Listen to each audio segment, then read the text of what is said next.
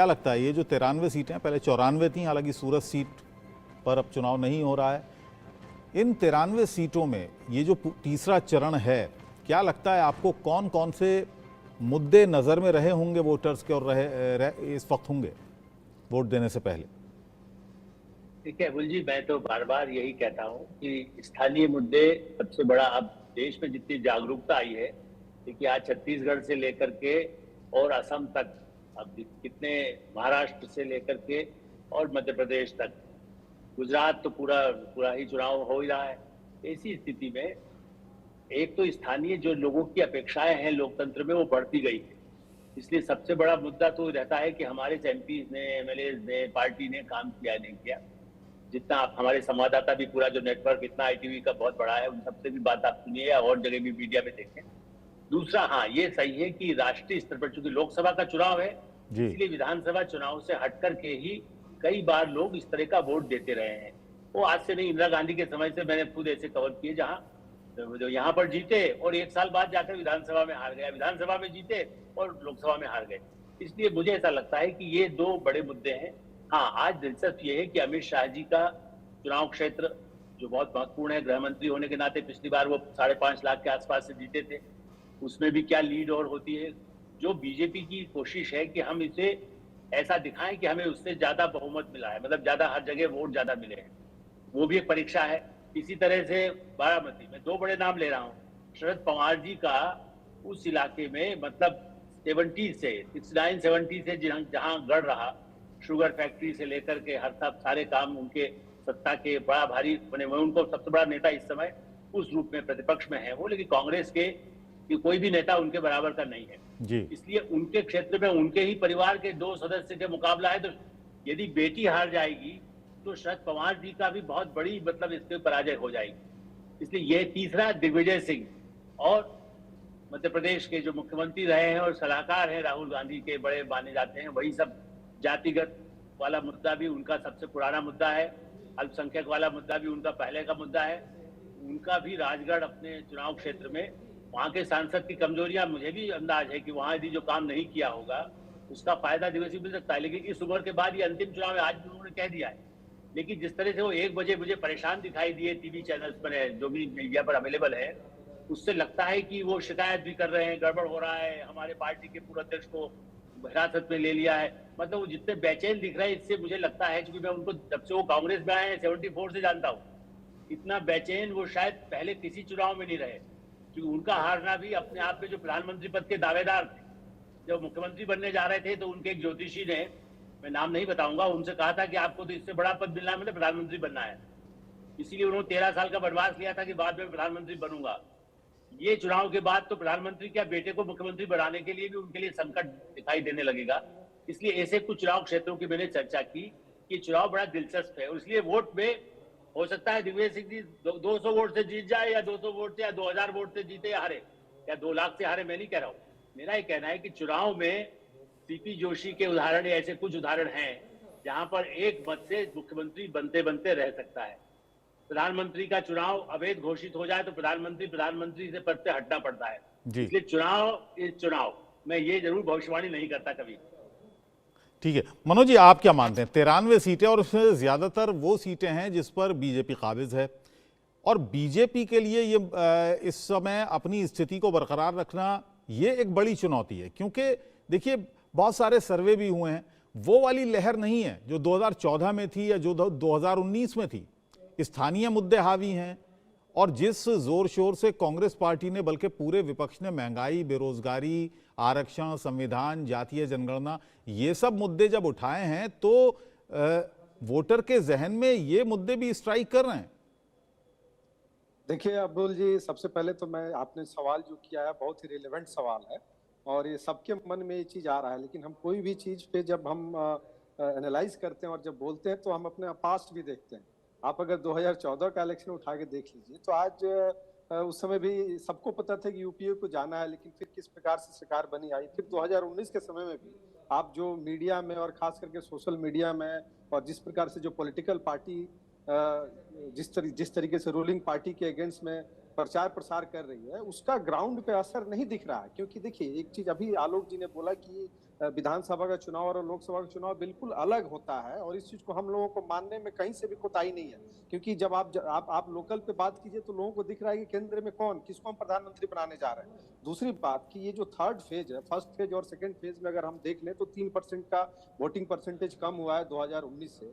और 2019 का जो चुनाव था वो एक तो ऑब्वियस था कि हर व्यक्ति ये चाह रहा था कि इस गवर्नमेंट को हमें एक मौका और देना है, और दूसरा एक पुलवामा का घटना था, तो जो वोटिंग था एग्रेसिव वोटिंग था, और जी जिसके चलते वोटिंग परसेंटेज बढ़ा। और अभी आप थर्ड फेज में आप जैसे देख सकते हैं, अभी मैं 1 बजे दोपहर में देख रहा था कि अभी सबसे ज्यादा वोटिंग आपको वेस्ट बंगाल का हुआ है, जबकि वहाँ 4 सीट की चुनाव है।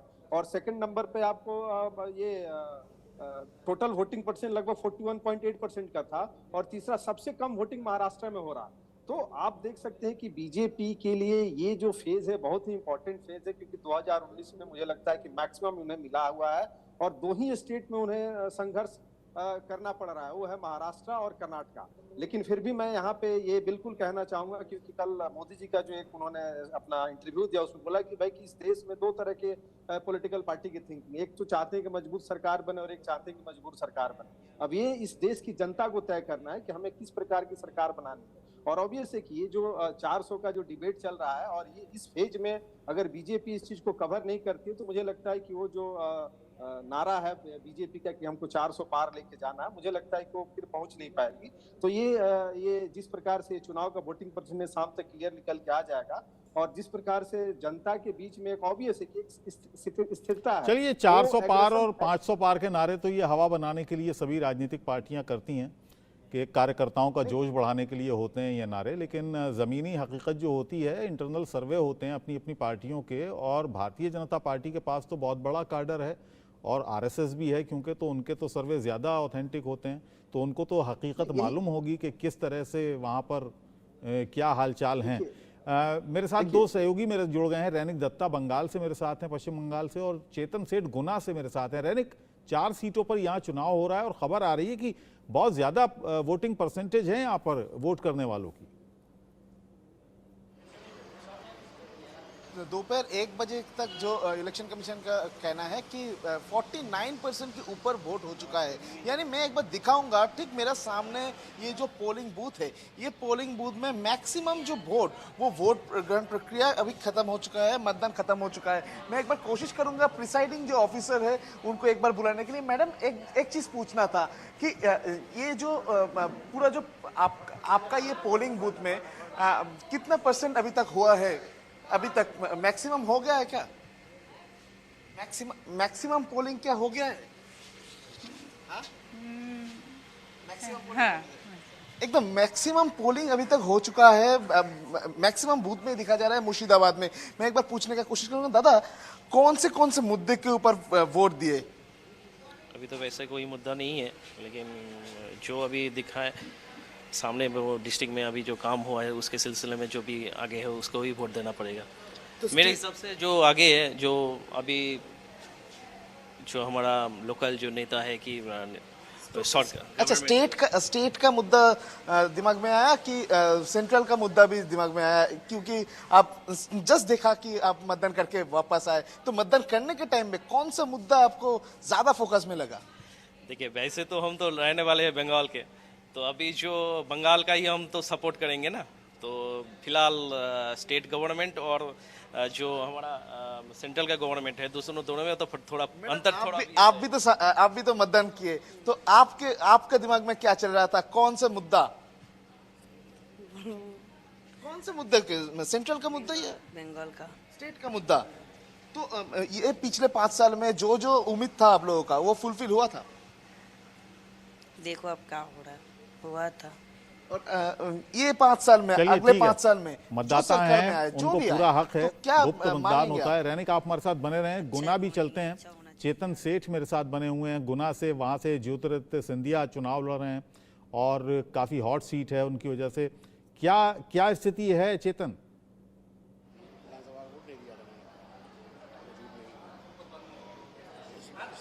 बिल्कुल, देखिए यहाँ पर ज्योतिरादित्य सिंधिया और राव यादवेंद्र यादव के बीच कड़ा मुकाबला हो रहा है। और अब तक देखा गया था कि 2 चरण के जो चुनाव हुए थे उनमें वोट परसेंटेज बेहद कम रहा था, लेकिन गुना का आंकड़ा अगर 1 बजे तक की बात करें तो 50% के लगभग आंकड़ा पहुंच गया है। तो उम्मीद है कि 60% तक मतदान जो है होगा। ग्रामीण इलाकों में मतदान अच्छा हो रहा है, लेकिन शहरी इलाकों में मतदान की अभी भी कमी देखी गई है। अगर पूरी गुना लोकसभा इलाके की बात करें तो 3 जिले लगते हैं, गुना, अशोकनगर और शिवपुरी और गुना की बात करें तो वहां पर भारतीय जनता पार्टी मजबूत है। और अगर अशोकनगर की बात करें तो यहां पर थोड़ी सी कांग्रेस या जातिवाद फैक्टर काम करता हुआ नजर आ रहा है, क्योंकि कारण अनेक हैं। क्योंकि राव यादवेंद्र यादव देशराज सिंह यादव के बेटे हैं और स्वर्गीय देशराज यादव के बेटे हैं, और देशराज सिंह के साथ ज्योतिरादित्य सिंधिया पहले भी चुनाव लड़ चुके हैं और स्वर्गीय माधवराव सिंधिया और देशराज यादव के बीच भी मुकाबला हो चुका है। यानी कि कहा जा सकता है कि सीट पारंपरिक सिंधिया परिवार की, लंबे समय से सिंधिया परिवार के खाते में सीट है। और दोनों ही इस बार जो चेहरे हैं वो हारे हुए चुनाव हैं। 2019 का लोकसभा का चुनाव ज्योतिरादित्य सिंधिया हारे थे और 2023 का विधानसभा चुनाव यादवेंद्र यादव हारे थे। मतदाता यहाँ पर पहुंच रहे हैं, मतदाता भी आए, क्योंकि मैं इस पोलिंग बूथ कौन से मुद्दे हावी रहे, संक्षेप में बताइएगा। मतदान हो चुका है। चेतन, कौन-कौन से मुद्दे हावी रहे हैं? क्योंकि हारे हुए दोनों चेहरे इस बार कौन-कौन से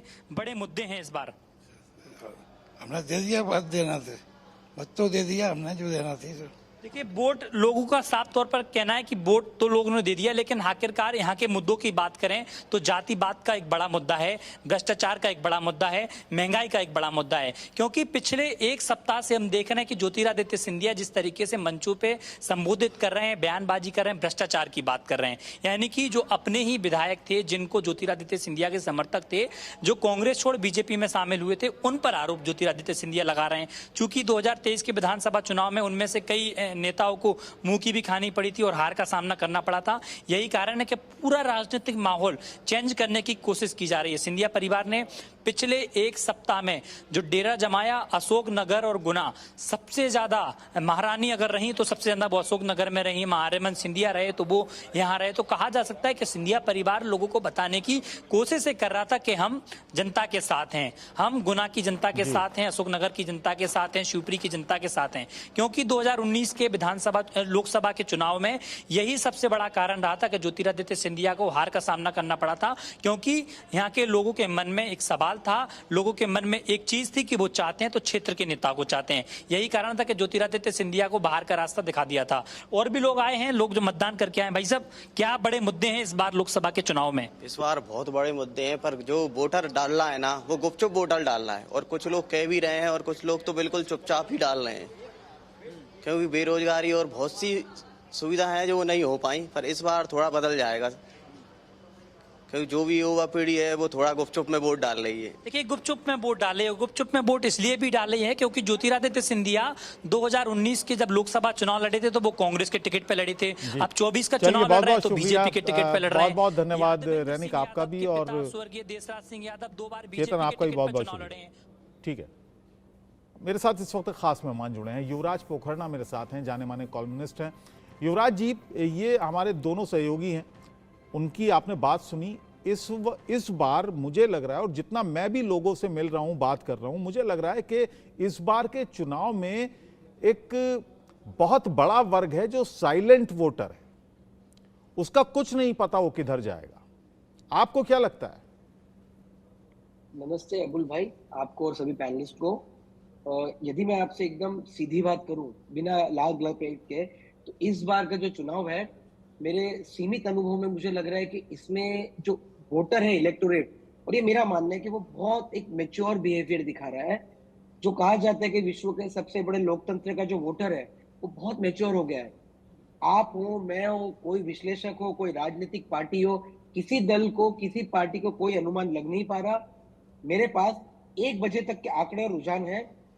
कहीं कहीं मुझे लग रहा है कि ध्रुवीकरण की वजह से काम हो रहा है, कहीं कहीं मुझे लग रहा है कि मोदी की गारंटी, सेंट्रल फिगर काम कर रहा है, तो कहीं कहीं ऐसा भी है कि मोदी की गारंटी और 400 का आंकड़ा की वजह से बीजेपी के काडर में जो एक कहते कि आश्वासन आ गया है, तो वोटर में उसकी उदासीनता दिख रही है कि भैया वोट डालो ना डालो, आना तो मोदी है।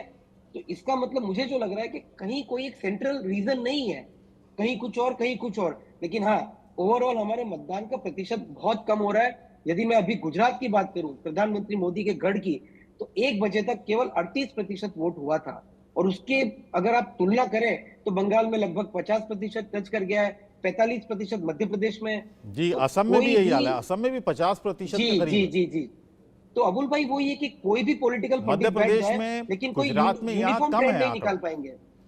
जी। तो क्या आप वजह है इस देखेंगे कम मतदान की, क्या लगता है आपको? जो अबुल भाई जो हिंदुत्व हार्टलैंड जो कहा जाता है, हिंदी पट्टी, वहां मुझे लगता है कि 400 पार का नारा बहुत सीरियस ले लिया गया मतदारों में, व्हाट्सएप के माध्यम से, प्रचार प्रसार के माध्यम से। तो वोटरों को यही लग रहा है कि चलो भैया छुट्टी कर लेते हैं, पिक्चर देखने चले जाते हैं। और बड़ी लाइट लाइट वेन पे एक बात बताता हूँ, पीवीआर और आइनॉक्स जैसे सिनेमा चेन ने ऑफर डाला है एक टिकट पे टिकट फ्री, क्योंकि आज छुट्टी है। तो लोग, शहरी वोटर कम जा रहा है, उन्हें ये कि भाई मोदी जी ही आने वाले हैं।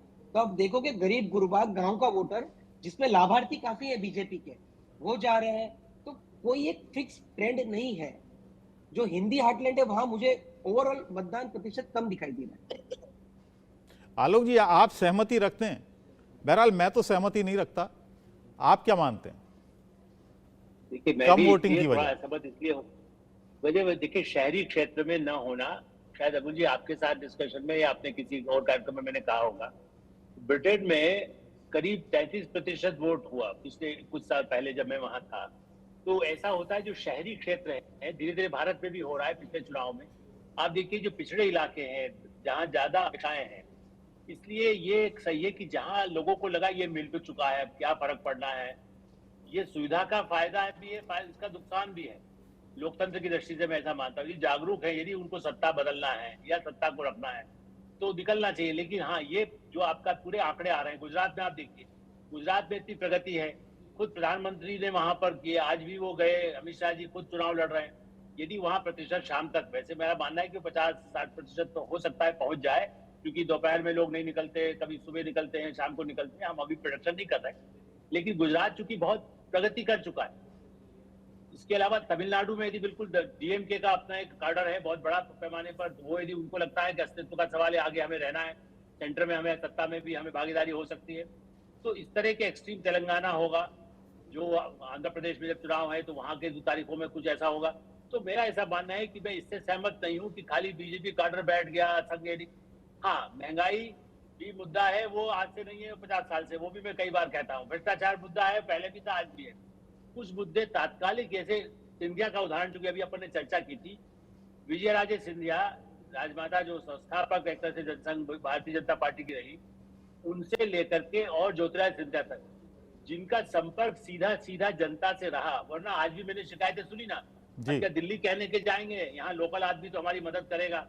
तो ऐसे डिवाइड भी होता है, इसीलिए पिछली बार भी वो हारे थे, और इस बार पूरी पार्टी चूंकि ताकत लगा रही है, प्रधानमंत्री भी उस एरिया में गए। पिछले 2 इलेक्शन की अगर बात करें मनोज जी, अगर पिछले 2 इलेक्शन की, 2014 के और 2019 के इलेक्शन की बात करें, तो वहां पर हमने देखा, जब भी फील्ड में जाते थे, हमारे बहुत सारे सहयोगी जाते थे या मैं खुद जाता था, तो मुखर था, वोटर जो था वो बोल रहा था। लेकिन इस बार ये तस्वीर नजर नहीं आ रही है, वोटर बोल नहीं रहा है। देखिए अबुल जी, 2014 और 2019 का इलेक्शन अगर आप और 24 के इलेक्शन से जब तुलनात्मक अध्ययन करेंगे तो बहुत ही उसमें गैप है। क्योंकि 2014 का जो इलेक्शन था, हम सब लोगों को पता है कि जिस प्रकार से यूपीए सरकार, मतलब वो खुद भी मान के बैठी हुई थी कि हमें सत्ता में नहीं आना है, और एक जनता में भी जिस प्रकार से एक एंटी करप्शन के अगेंस्ट में जिस प्रकार से इवन केजरीवाल जी भी उस मूवमेंट के मतलब एक तरीके से नेतृत्व कर रहे थे, और उन्होंने दिल्ली में उसका मैंडेट मिला उनको।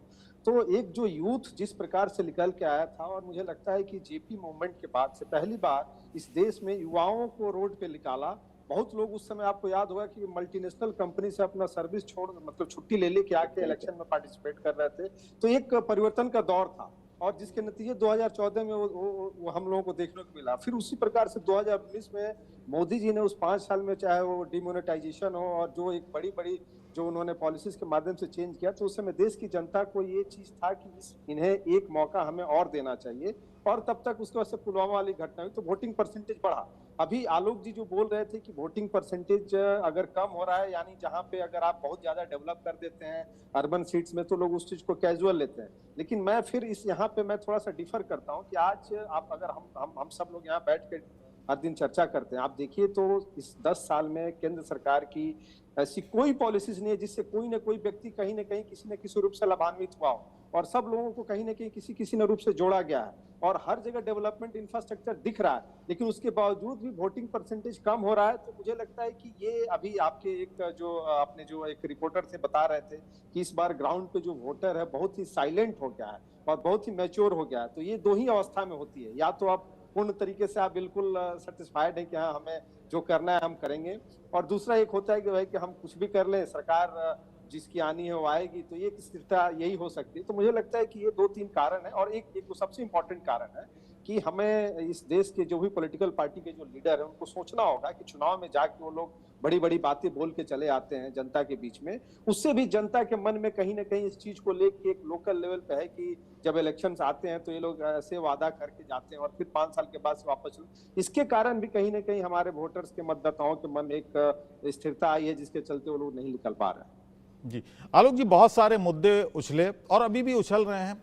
राम मंदिर प्राण प्रतिष्ठा एक मुद्दा, बड़ा मुद्दा भारतीय जनता पार्टी के लिए। भारतीय जनता पार्टी को लग रहा था कि शायद उस लहर पर सवार होकर बेड़ा पार हो जाएगा, और बहुत सारे मुद्दे अभी भी उछल रहे हैं। उधर कांग्रेस और इंडिया गठबंधन के अपने मुद्दे हैं। संविधान की रक्षा करने का मुद्दा है, आरक्षण को ख़त्म कर देगी बीजेपी, ये मुद्दा है उनका, और बहुत सारे मुद्दे उनके हैं। जातीय जनगणना एक बहुत अहम मुद्दा है उनका, और इसके अलावा महंगाई और बेरोजगारी तो शुरू से ही वो कह रहे हैं।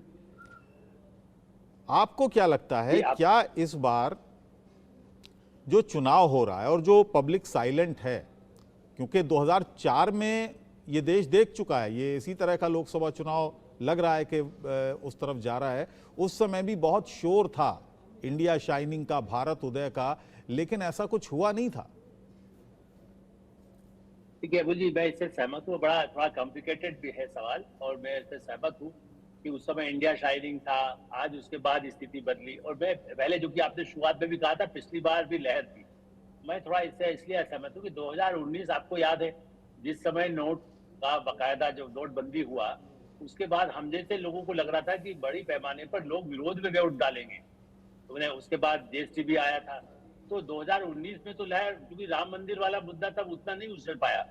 इस बार यह है कि राम मंदिर एक प्लस पॉइंट हो गया डेवलपमेंट के साथ, और इसीलिए जो मुझे कह रहा हूँ कि जीत क्यों इनकी संभव है बीजेपी की, जो वहां पर राज्यों में भी, कई राज्यों में देखिए ममता बनर्जी का अपने संवाददाता बता रहे ना, वो राज्य में यदि ममता बनर्जी ने डिलीवर किए, यदि गैस बिल गई और वो सोचेगी ममता जी ने मुझे गैस दिया या ममता जी ने मुझे यहाँ पर अनाज दिया, जो हमारा देश का आदिवासी है, गरीब आदमी है, वो इससे सहमत, उससे प्रभावित होता है। और इसलिए आपने जो कहा, मेरा मानना है कि मुखर है। आज चूंकि वोटिंग के समय, खास करके ग्वालियर का मैं आपको कहूंगा, मैं माधवराव सिंधिया के साथ भी गया था ना, चुनाव के समय नहीं। इसके ठीक है आलोक जी, बने रहिए आप मेरे साथ। एक छोटा सा ब्रेक यहाँ पर मुझे लेना है, और ब्रेक के फौरन बाद हम इसी चर्चा पर हाजिर होंगे। एक छोटे से ब्रेक के बाद लौटेंगे।